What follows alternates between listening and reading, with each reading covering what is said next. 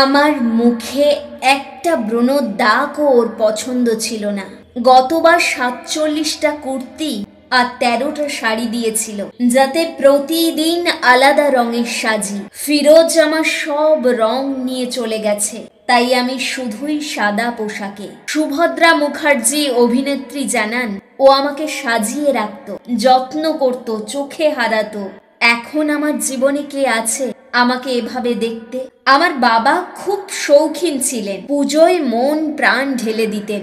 নানা রঙের পাঞ্জাবি থাকতো তার, বিশেষ করে সাদা পাঞ্জাবি প্রতি তার ঝোঁক ছিল আলাদা। আজ বাবা সেই পুরনো সাদা পাঞ্জাবি কেটে জামা বানাই। এক অর্থে বাবার ছোঁয়া নিয়ে বেঁচে আছি। প্রসঙ্গত 2023 থেকে আমার জীবনে পুজো মানেই মৃত্যু। ওই বছরেই বাবা আর শ্বশুরমশাই চলে গেলেন, একসঙ্গে দুই মৃত্যু। 2024-এ ফিরোজও চলে গেল 30শে সেপ্টেম্বর, ওর চলে যাওয়ার দিন। সেই দিন থেকে আমার কাছে রং বলে আর কিচ্ছু নেই।